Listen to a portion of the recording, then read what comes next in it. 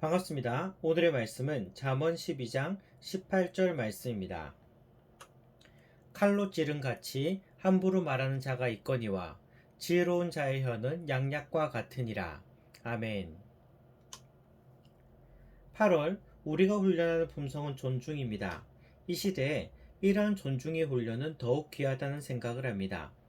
이 시대의 많은 사람들이 다른 사람들보다는 내가 중심이 되는 삶을 살아가기 때문입니다. 다른 사람의 행복, 다른 사람의 슬픔에 관심을 가지기보다는 일단 내가 내 마음의 중심이 되어집니다. 이러한 세상의 분위기를 생각한다면 다른 사람에 대한 존중의 마음은 더욱 중요하지 않을까요? 그리고 세상 사람들이 이러한 우리들의 모습에 대하여 예수님 믿는 사람은 뭔가 다르다고 생각하지 않을까요? 다른 사람들을 한 번 더 생각하시는, 조금 더 존중하시는 우리 모든 성도님들이 되시기를 소망합니다. 오늘의 세부 실천 사항은 마음을 상하게 하는 행동을 삼간다는 것입니다. 마음을 상하게 하는 행동을 삼간다는 것입니다. 다른 사람을 존중한다면 상대방의 마음이 상하지 않도록 최대한 조심해야 합니다. 상대방을 존중한다면 당연히 그에 걸맞는 상대방 당연히 그에 걸맞게 상대방을 대해 주어야 합니다. 말은 상대방을 존중한다면서도 상대방을 대하는 태도는 전혀 그렇지 않다면 이것은 말로만 상대방을 존중하는 것이지 실제로는 존중하지 않는 것입니다. 특별히 상대방을 존중한다면 상대방의 마음이 상하지 않도록 조심하고 또 조심해야 합니다. 상대방의 마음을 상하게 하는 것들은 어떤 것들이 있을까요? 내가 잘못 행동해서 상대방의 마음이 상하기도 합니다. 상대방이 좋아하지 않는 내 모습 때문에 상대방의 마음이 상하게 되기도 합니다.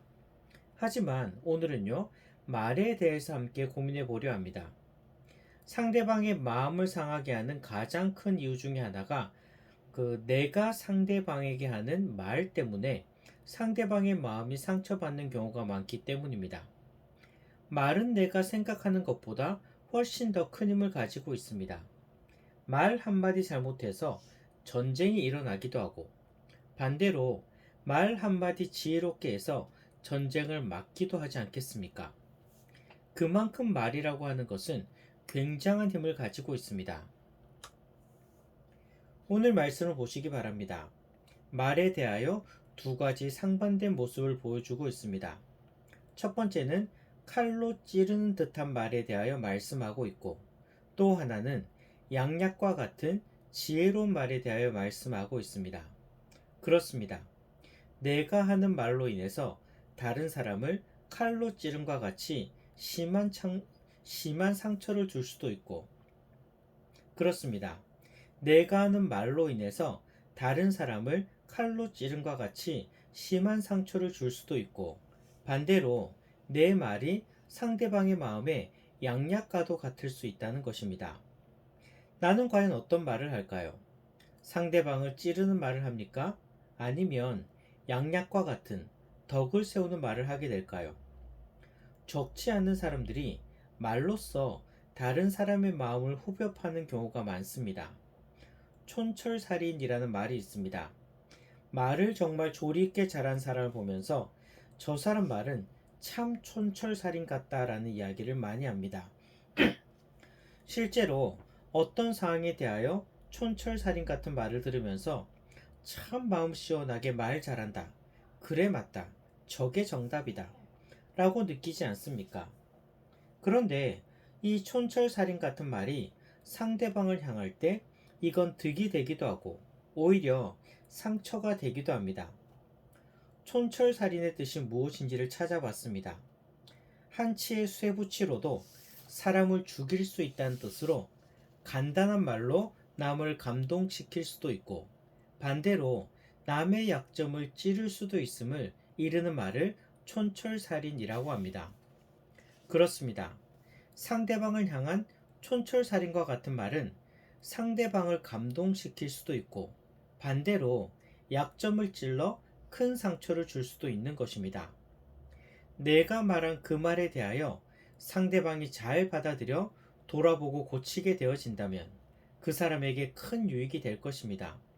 하지만 만약 상대방에게 그 말이 약이 되기도 전에 큰 상처를 입히게 된다면 그 말은 차라리 안 하니만 못하게 됩니다. 상대방을 향한 촌철살인 같은 말은 상대방을 감동시킬 수도 있고 반대로 상대방의 약점을 찔러 상처를 줄 수도 있습니다. 이게 바로 오늘의 말씀입니다. 내 말이 칼로 찌른과 같을 수도 있고 상대방에게 양약과 같은 말이 될 수도 있다는 것입니다. 다른 측면에서 이 말씀을 다시 볼까요?